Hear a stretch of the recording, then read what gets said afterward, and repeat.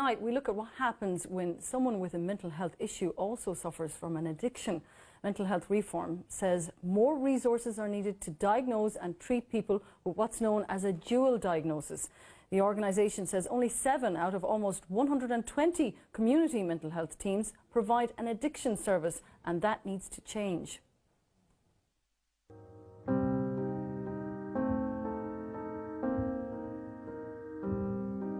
A mental health and an addiction problem, when a person has both types of problems, it's known as a dual diagnosis. 85% of people with an alcohol addiction also have an underlying mental health issue, such as anxiety or depression.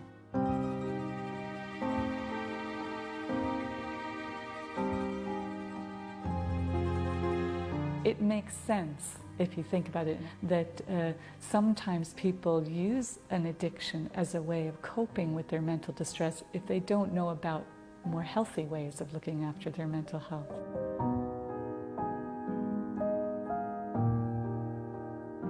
My husband had spent years talking to specialists and AA members even and everything, saying there's something else wrong. I do believe he said the word depression a few times. If he had been listened to. If you have a dual diagnosis, you tend to bounce around the services because the mental health services say, well, come back when you're sober, when you've got your alcohol addiction problem sorted. And the addiction treatment systems assume you don't have a mental health disorder. People seem to think that if you drink too much, oh, he's an alcoholic or she's an alcoholic. There's more to it than that. It's the one area of medicine where it's okay to blame the person, instead of actually standing back and saying, well, what was going on for that person in their life?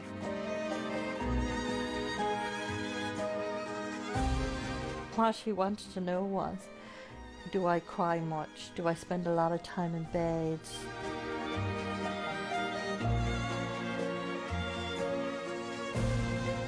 And we backtracked to when Siobhan was born, and Siobhan is 21 now. We don't have anybody with a clear leadership role to reduce the harm that alcohol abuse causes. And in the meantime, families continue to suffer.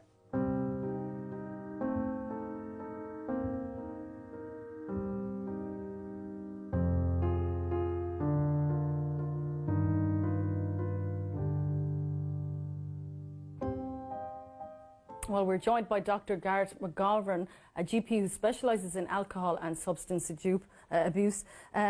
Doctor, first of all, we heard from Valerie there, who was for 10 years battling with alcoholism, where she was undiagnosed with depression.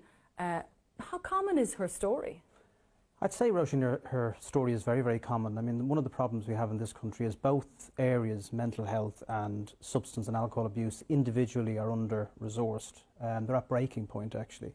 And actually, as an integrated service, it's absent. So this lady clearly fell between the cracks, and it wasn't really recognised that she probably had an underlying depression, and this was made worse by her drinking. So the service wasn't there to meet her need, essentially. So they say possibly 85% of people who have an alcohol addiction have an underlying mental health problem. That's a lot of people, isn't it? It's a huge amount of people. I mean, if you look at sort of alcohol figures alone, I mean, it's estimated there's about 150,000 dependent drinkers in this country. 1 million, probably nearly 1.5 million, who are just drinking too much.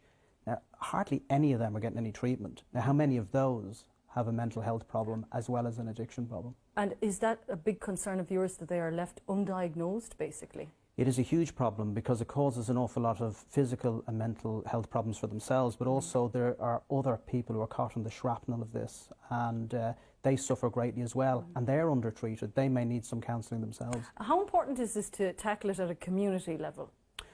Well, we have a very patchy approach in a community. When it's done well, it's done very well.